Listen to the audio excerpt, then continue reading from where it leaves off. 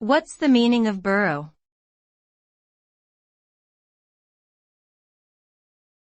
Borough.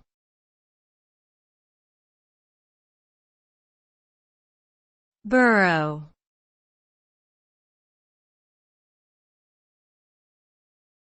Borough.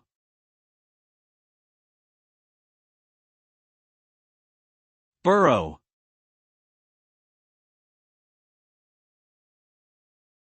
The term borough refers to a type of administrative division in various countries, including the United States and the United Kingdom.